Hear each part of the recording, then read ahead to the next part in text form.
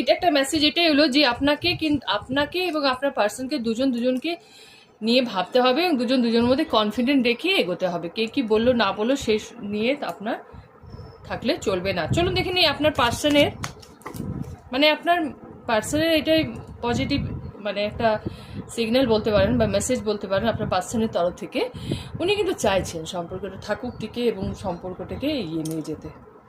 তো উনি যখন চাইছেন তখন ওনাকে একটা সুযোগ অবশ্যই দেওয়া দরকার এবং আপনার একটু ভাবে চিন্তা করা দরকার আছে।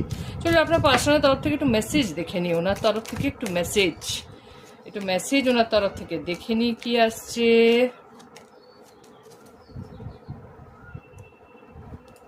You give me enough space, এবং উনি খুব খুশি যে ওনাকে একটা স্পেস দেওয়া আছে, মানে সুযোগ অবশ্যই আপনি ওনাকে দিচ্ছেন, সেটা উনি ফিল করেন, বুঝতে পারেন, তার জন্য থ্যাঙ্কফুল। আচ্ছা চলুন মেসেজ একটু দেখে নিই। You accept and respect my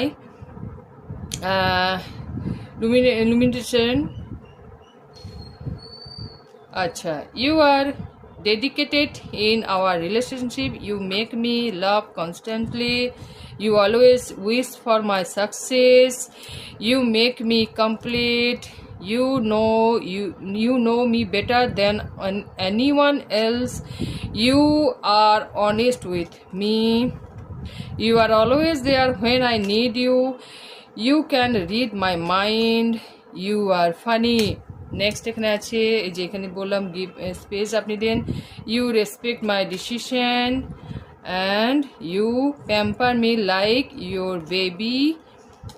you make me a positive person.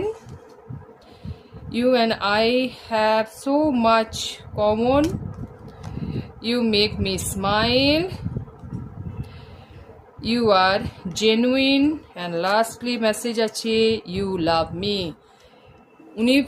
উনি জানেন ওনার জন্য উনি আপনাকে ভীষণ ভালোবাসেন এবং আপনিও যে ওনাকে ভীষণ ভালোবাসেন এবং আপনি ওনাকে বিশ্বাস করেন এবং আপনি ওনাকে কারেজ করেন সমস্ত কিছু কাজে এবং সব কিছু যে কাজের মধ্যে সাপোর্ট যে করেন সেটা উনি ভালোবাসেন এবং উনি ভালো বোঝেন বলেই কিন্তু এই রিলেশনটাকে উনি টিকিয়ে রাখতে চাইছেন, মানে এই রিলেশনটা যাতে টিকে থাকে এবং সমস্ত রকমের যে প্রবলেম আছে, যে সিচুয়েশন এখন স্টাক হয়ে আছেন সেটা থেকে উনি বেরিয়ে আসতে চাইছে। সেই জন্য উনি খুব শীঘ্রই আপনার সাথে কন্ট্যাক্টও করবেন।